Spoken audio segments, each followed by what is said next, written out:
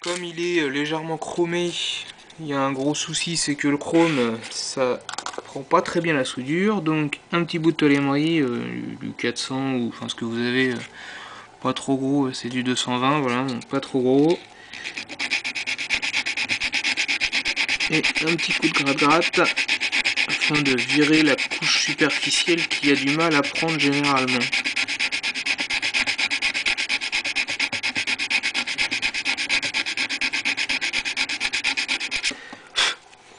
Donc, contrairement au schéma de Duncan, de Seymour, je préfère n'avoir qu'un seul point de raccordement de toutes les masses.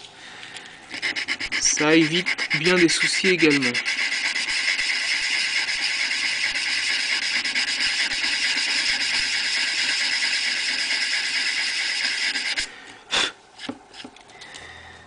Donc, vu qu'on va relier toutes les masses sur ce point-là, il faut que le petit curseur bas du volume soit à la masse.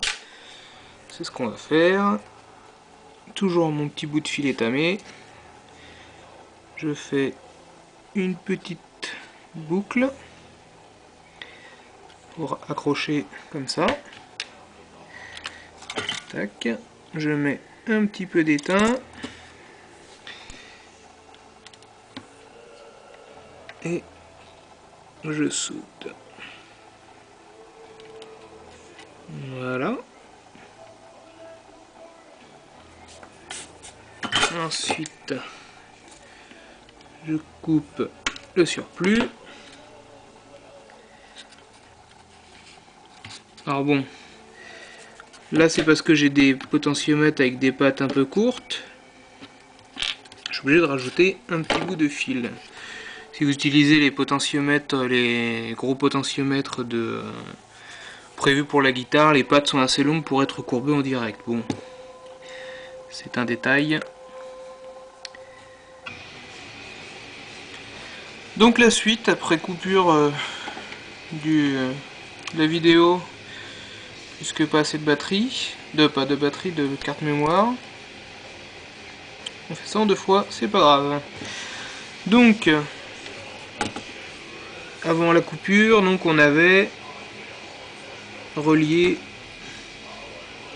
les masses de manière à les avoir tous sur un même point. Un souci donc de maintenance, de pouvoir changer les composants, de pouvoir faire un peu tout ce qu'on veut au niveau de la cavité électronique. Donc en fait, les liaisons, là où vont être connectés les composants type le condensateur, je me débrouille toujours pour faire une petite boucle quand je fais le raccordement. Là, je vais relier les 2 pattes restantes de la tonalité de manière à ne pas laisser une patte en l'air. C'est source de problèmes à peu près à coup sûr. Enfin, encore que là, la grandeur ne soit pas importante. Mais bon, il vaut mieux être un petit peu prudent. Donc là, le but du jeu, c'est de le coincer afin de le souder. Hop, en espérant qu'il se laisse faire. Et quand on a la tremblote, ça va pour le faire. Voilà. Ici.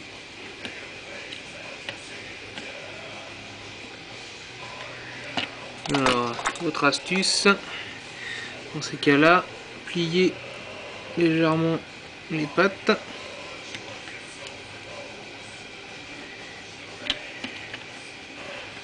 Afin que ça tienne debout.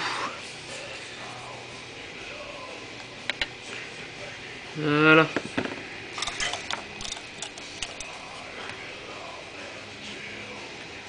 Hop. On laisse refroidir un peu le temps que ça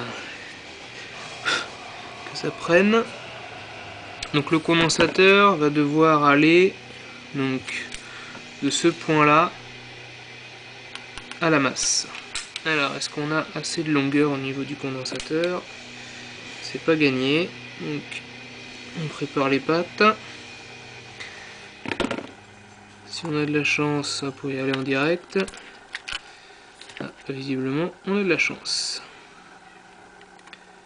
On va pouvoir y aller en direct au niveau de la masse. On a assez de longueur. On va juste se rapprocher un petit peu. Hop, on va souder de l'autre côté.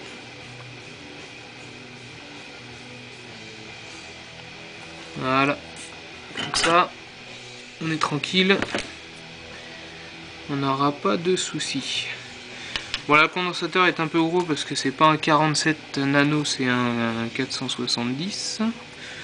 Non, c'est bien 47, je dis des bêtises. 473, c'est bien 47.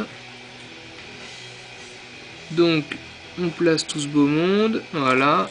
Alors là, j'ai mon fer à souder qui permet de monter à 40 watts en appuyant sur le petit bouton rouge.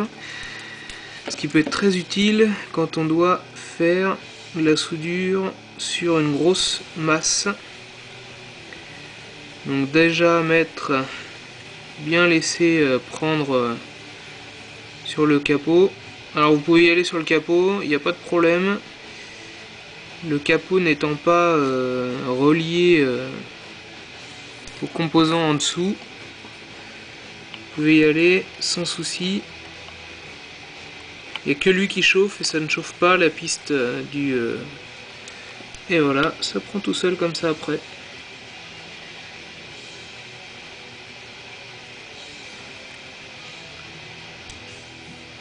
On va essayer de faire ça propre. Voilà.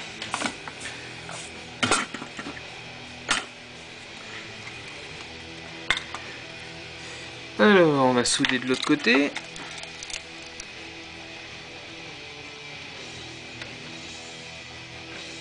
Voilà. Hop. Bon, on aurait pu pousser le vis en mettant une petite boucle comme j'ai fait ici au niveau de la masse afin de changer plus facilement.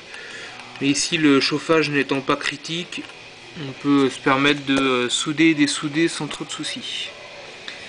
Donc ensuite, on a notre micro qui arrive, enfin notre faux micro qui arrive, avec hélas le blindage et la masse au même endroit. Donc, ben pareil, hein, la masse ici et le point chaud du micro sur cette partie là. Donc, pour que ça soit plus facile, c'est mieux de commencer au niveau de la masse, surtout avec les câbles coaxiaux. Voilà l'utilité d'avoir une âme décapante au niveau de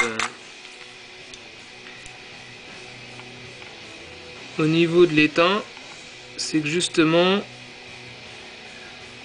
ça permet une meilleure prise sur ce genre de matériaux, parce que même avec le petit coup de gratte-gratte, ça a toujours du mal à prendre sur les capots.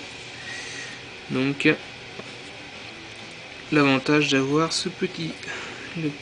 la petite âme décapante, chose qu'il n'y a pas forcément maintenant sur tous les fils, sur tous les étains. Donc petite boucle pour pouvoir se placer correctement. Hop, on plaque le fil gentiment et on soude. Voilà. Et voilà, on a terminé le câblage.